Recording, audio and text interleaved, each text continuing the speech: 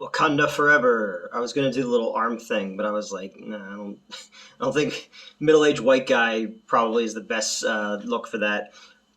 So this is Ryan Coogler returns to direct. This is the long-awaited follow-up to the massive global hit Black Panther, and unfortunately, this movie is marred by the death of Chadwick Boseman, who played T'Challa, Black Panther, in the first film and in Civil War and in the Avengers Endgame movies. I was wondering how they were going to go forward with this series because they had to make a sequel. It was a fucking massive hit. I remember when it came out. It was February, I think, January, February, and like we were having all these really bad snowstorms, and all the other theaters around me lost power, but mine. So people were coming to us. So I canceled every other movie and just had Black Panther playing on all five screens. Made some money that week. So I was wondering, are they going to recast the part? It sucks we're never going to get a chance to see Namor and Black T'Challa working off each other, or a chance to see Storm becoming the queen of Wakanda. What they do go with in this one is he dies of an unspecified illness. And what I didn't like about the first movie is remedied in this. I didn't like in the first one that you have these well drawn characters and you have this world, this colorful world, but they still feel the need to jam bad jokes and CGI action scenes in instead of letting the audience know more about this Machiavellian tale that's going on. And I feel like they wasted Killmonger in that one, who's one of the most compelling villains in all of Marvel movies. So going into this one, I'm just like, we're coming off of Thor: Love and Thunder, which I hated because they didn't allow the characters to have any emotional maturity whatsoever. It really undid everything about Thor's arc in the other films leading up to it. And I know I took a bunch of shit online for saying that it was like, and they're like, oh, it's a superhero movie. Yeah, but like pathos and human frailty is what makes them heroes. And so this one, I'm very pleased to say, is emotionally mature. It's very much about grief and about acceptance, and it doesn't stop to tell bad jokes. It doesn't, it has action scenes, but they're not shoehorned in because they're afraid that too much talking is going to lose people. If I had to change anything, I would have taken out Bilbo Baggins and Elaine from Seinfeld, but I assume that they're in there just because, whenever a Marvel movie or something, whenever anything pop culture comes out and there's too many black, brown, or women in it, like black people, brown people, or women in it, online gets real angry, so they just put those in there like, oh, there's some white people. Enjoy. Shiri takes the lead in this one. She wasn't able to synthesize the flower that to help her brother that gave him his powers in the first place. And Angela Bassett as the queen is fucking great. Like, she's giving like a Shakespearean performance in this superhero movie. But the movie is far more dour, far more heavy. I thought that they handled Namor fantastically. They changed his origin story up, obviously, but he does say that he is a mutant in it, which I thought was great. Because aside from like Ms. Marvel and Professor X in another reality in Doctor Strange, mutants have been kind of off the board. You going with the Mexican Aztec style is fantastic. I thought they did a really, really fucking good job with that. The guy who plays Namor is fantastic. They found a way to make his like feetsy wings cool in this, and I thought that was great. All the returning characters are well done. They introduce Ironheart, who's a young genius who has a Tony Stark connection in the comics. I really liked this one. I thought it was really well done. I love the score. I thought the score was fucking awesome. It has like this mixture of an orchestral meets techno vibe, but also having African and Spanish instruments as well integrated into it. Beautifully shot. There's there's obviously a lot of CGI in it and CGI fight scenes, but like the landscapes of of the peninsula and of Wakanda, the shots coming out of the water into the fights are really really well done. I feel like the studio definitely had more faith in Ryan Coogler this time to let him make a movie that felt far less formulaic than a lot of the Marvel stuff that we've been getting recently. And that's really all I've been fucking asking for is like these characters are legendary and we want them to be treated that way. And yes, you're gonna have like all these type of movies have an elastic reality where you can accept certain things in superhero movies, but if you stretch it too far, it doesn't snap back together.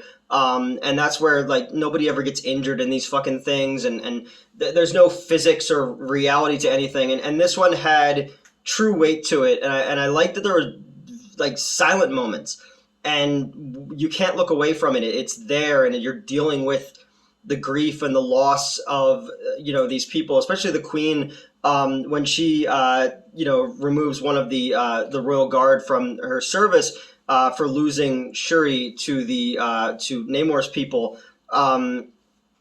Her performance in that scene of like, when she says the guard says I did everything I could do and I've given everything, and the Queen is like, everyone in my family is dead. Haven't I given everything? And like her performance in that really fucking sells it. I wouldn't be surprised if she's not nominated for something, because it really took me aback of like, oh yeah, in these superhero movies, like when characters are written like characters and not like Taika Waititi wrote them and everybody's like a grade school idiot, you can get good emotions and good characters beats out of these characters. I guess a major downfall of it would be when, spoiler alert, when Shuri does don the Black Panther uniform. She's very thin, and the CGI model doesn't look good at all, especially balanced against Namor, who's just wearing like the yellow or the green swim trunks the entire time. He's got lots of cool Aztec jewelry and earrings and nose rings and stuff like that. Really, really, I like that a lot. I like the look of the his people as well, because they're blue skin. He's the mother. His mother is human, and he's the first of the new generation to be raised under the sea. And his story very much rivals, Shuri's and Chikala's in a lot of ways, where they stayed hidden, and in them staying hidden, they've protected their own people. But once things got out, now there's wolves at the door, and that's kind of the biggest thing is with Black Panther gone, there's no protector. People are now attacking outposts of Wakanda, stealing vibranium, and Ironheart's brought into it because she's an MIT student who created a machine that can sense vibranium under the ocean and all this kind of stuff. And now Namor's people are kind of being found out for what they are, so they want to kidnap Ironheart and kill her so this doesn't get out. So it's set up very well. It's 2.5 hours long.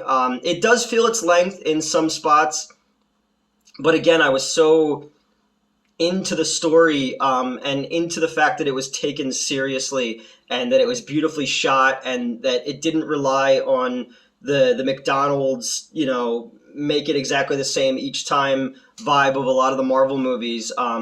So I really liked it. This is one of the best ones in quite a while.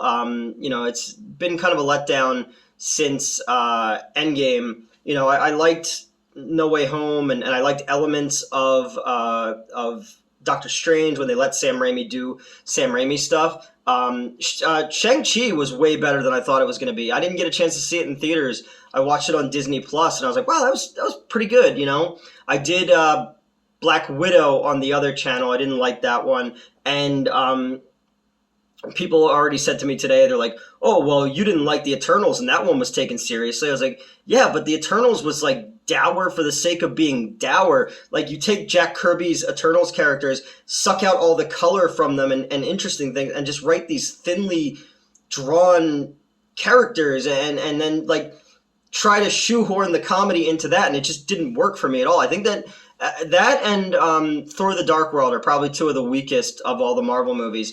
But I'm hoping that, I know this one's gonna make a fucking fortune. I was off today, so my buddy Brian and I went to a 3 o'clock show, and it was fucking packed. So this thing's gonna make a fortune, and I'm glad, and I'm hoping that it leads to more serious, Marvel movies, and not constantly just rehashing the same jokes. And there's so many times in this one where I was thinking to myself during a conversation that they could have easily gone like, dance off, bro, like that kind of, because I like Guardians of the Galaxy, but I do need these characters to be a bit more emotionally mature, and because they're, especially something like this, it was such a beautiful tribute to Chadwick Boseman. Every time he's in there, every time there's a flashback of him or something, it has weight to it. And there's this beautiful shot at the end of Siri just sitting on the beach and crying, and the sun kind of blots out a lot of the scene, and she's burning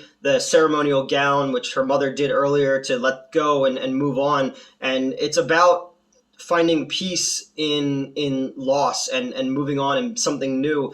So I dug it. I dug it a lot. And let me know what you thought of it. I've already seen people who are mad about it. So you're not going to make everybody happy. But I left this one thinking, wow, that was a real movie.